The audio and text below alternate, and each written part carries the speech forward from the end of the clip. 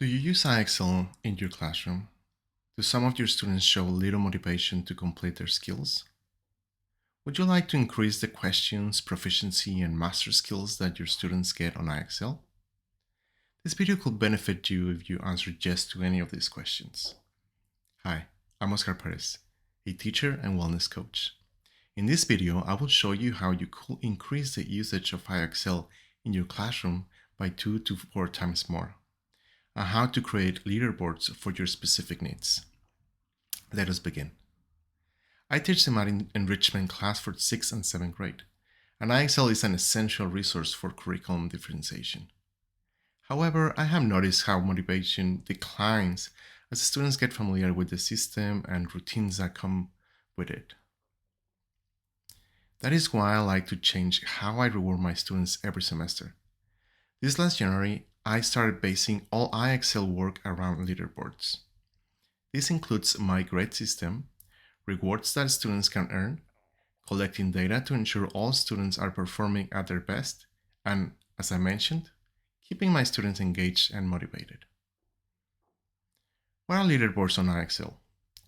Leaderboards are a way for teachers to set up personalized competitions to compete over total questions answered, skills mastered, time spent on IXL, and more. You can use leaderboards per minute, per class, per week, per unit or month, per semester or school year. Before we jump into how to create leaderboards on IXL, I will show you how I utilize them in real life in my classroom. But first, I want you to see how my students on IXL usage increased from last semester to this semester when I started implementing the leaderboards. You can see how there has been a significant shift from August to now. These are the changes that you should expect to see if you implement some of my recommendations. I use leaderboards to keep track of my students' progress. IXL has a lot of valuable data that sometimes can be overwhelming or not reduced to our particular needs. By using leaderboards weekly, I can tell how students are performing in terms of correctly answered questions or skills completed. For example, I ask my students to answer at least 100 questions correctly and to be proficient in at least 4 skills per week. So I create 2 leaderboards per class per week so that at any given time during or after the class, I can go and check any of my groups and see which students are on track or not without needing to go to any other submenu or checking student by student. That will take me a long time to do. Here you can see how I am keeping track of this week, and I know tomorrow I will need to check on this student because we are getting to the middle of the week and he's still below 50 correct questions. The second way I utilize leaderboards is for students to compete and for me to give them awards. IXL makes it super easy not only to print the leaderboards but also to print the awards for the top 3 contesters. So I give these awards every Monday after the competitions are closed on Fridays. Since I know that not all my students are interested in making into the podium or having an award to take home, I incentivize them with different awards. For every 200 correct questions they complete, they get to spin this wheel that I have in my classroom for the opportunity to earn prizes. You can always use wheelofnames.com for this. These prizes can be like chips, candy, or things that don't cost you or your school money, like passes to use headphones, eat during class, sit on the floor, etc. For this, I utilize a different leaderboard. As you can see here, I have a leaderboard that keeps track of how many correct questions each student has since the beginning of the semester. In this way, every time they answer 200 questions right, it's easy for me to see, or students let me know since the students can see all the leaderboards they are participating in. In this Excel sheet, I mark who already earned a prize for 200, 400, 600, and so on for getting correct questions.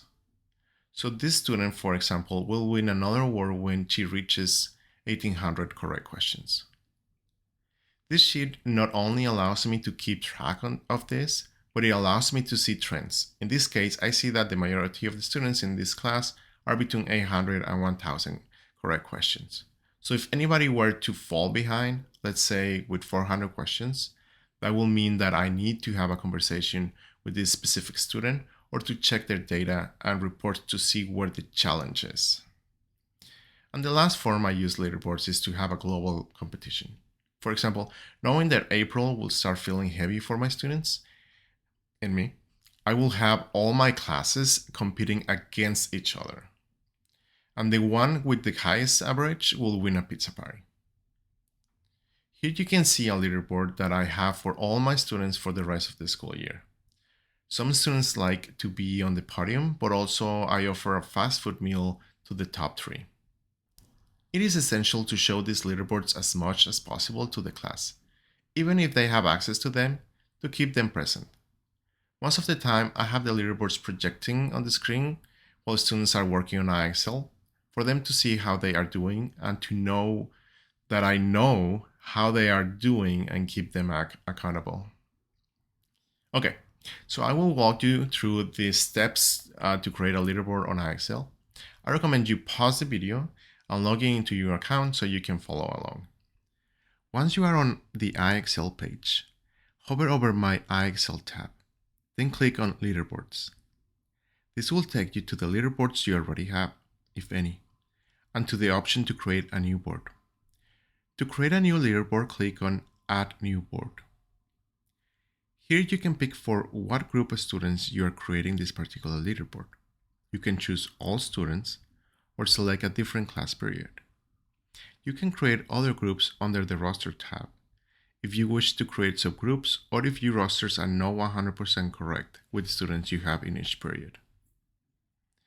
Then you will select what you want the competition to be about. For this example, I will pick number of correct questions. Then you select what subjects you want the competition to be about. In my case, I only have access to math. And then you get to decide what grade level questions will count towards the competition. In my case, I will pick 4th grade and above. This means that if students are answering questions that are 3rd grade and below, those skills will not count towards this specific leaderboard. Then you decide when you want your leaderboard to begin and when to end. You cannot start the leaderboard in the past, only now or in the future. In my case, I will pick the following Monday at 8 a.m. and I'm gonna end it on next Friday at 4 p.m. Name your leaderboards so you can identify them if you create multiple leaderboards. In my case, I will name it 2nd period, weekly, right questions. Click create a leaderboard and you are good to go. I hope you found this video helpful, that it was a good use of your time, and above all, I hope these tools can help you make your life easier in the classroom so that you can have more energy and time for all the things that are valuable to you. Have an excellent rest of your day. Bye-bye.